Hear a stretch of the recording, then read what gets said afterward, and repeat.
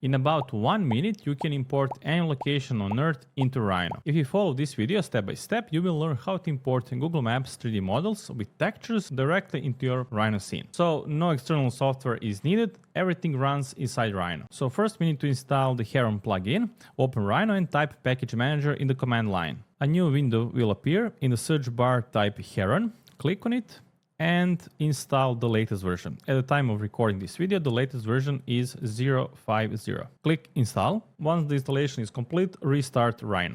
Now let's open Grasshopper, search for the Heron plugin, and add a set anchor point component. Set the toggle to true to enable the Earth anchor point. Here we need to define a point of interest. This can be a building name or specific address. In some cases, addresses do not work properly, so I recommend using latitude and longitude instead. So go to Google Maps, right-click on a location, copy the coordinates, and paste them into a panel in Grasshopper.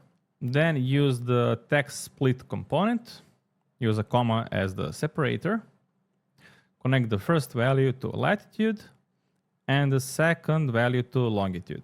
Next, we need a component that allows us to import 3D model from Google Maps. So go to GIS API tab and find Google 3D Tiles IOI, which stands for Area of Interest. In the boundary input, define the size of the area you want to import. Next input is level of detail, which ranges from 0 to 20. I recommend starting around level 13.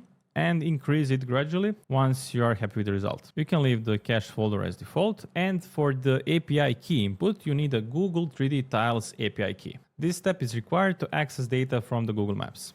To get the API key, go to this link and click Start Free. Choose your country, fill in your information, and start the free trial. You'll get free access for 90 days. Then click on Console. In the search bar, type Map Tiles. Open it and click Enable. If the key doesn't appear, go to Credentials and click Show Key. Copy the key and paste it into a panel in Grasshopper and connect it to the API key input. Finally, set Run to True. If you want to preview the model with textures, use Custom Preview. Once you're happy with the result, you can slowly increase the level of detail.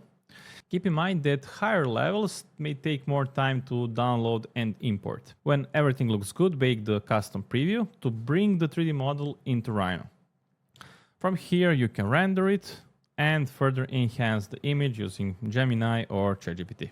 Last but not least, big shout out to Brian Washburn, the author of Heron plugin, for explaining this workflow on McNeil Discourse forum. If you want to learn more about the newest Grasshopper features available only in Rhino 8, check out this video.